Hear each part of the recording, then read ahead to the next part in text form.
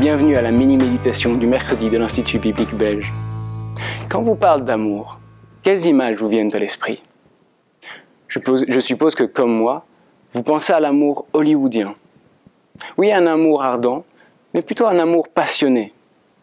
Qui dure, oui, mais tant qu'il n'y a pas de difficultés majeures. En effet, ce que l'on entend la plupart du temps autour de nous, par exemple dans les journaux, mais aussi chez nos amis, et ce qu'on constate même parfois dans nos propres vies, c'est plutôt l'amour de soi, et un amour pour les autres peu sacrificiel, manquant de sincérité et de persévérance. Mais si on a été sauvé par l'Évangile, on a goûté à l'amour sacrificiel de Jésus, et cela nous pousse à aimer d'une manière autre que le monde. Et Pierre sait qu'à cause des pressions extérieures de la part de certains non-croyants, il arrive à ses premiers lecteurs du premier siècle, comme à nous, de manquer d'amour les uns pour les autres.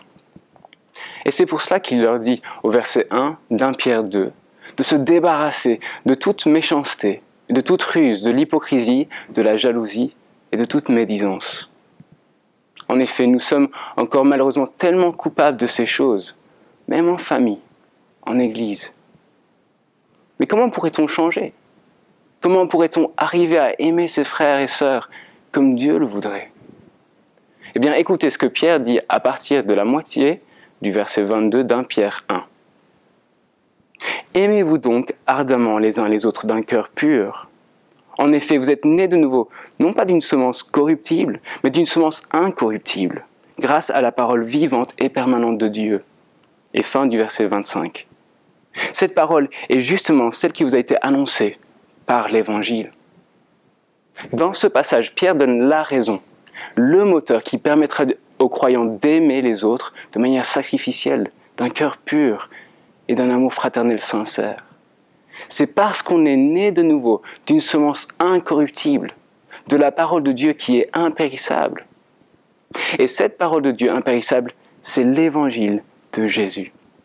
C'est l'évangile qui nous parle de ce que, verset 18 de ce même chapitre, si on a été racheté de notre vaine manière de vivre, de notre manque d'amour envers Dieu et envers les autres, ce n'est pas par des choses corruptibles comme l'argent ou l'or, mais par le sang précieux de Christ, par l'amour sacrificiel de Jésus. Comment allons-nous donc pouvoir être motivés et fortifiés pour aimer sa femme en rentrant ce soir? Ou des frères et sœurs de l'Église avec qui nous avons du mal pour l'une ou l'autre raison? C'est en se rappelant que Dieu nous a sauvés. Il nous a fait naître de nouveau par sa parole, par l'Évangile. Il a fait preuve d'amour envers nous alors que nous ne le méritions pas. Ainsi, aujourd'hui, c'est le grand amour de Dieu qui nous poussera à aimer de manière sincère et sacrificielle. Que Dieu nous fortifie dans ce sens aujourd'hui.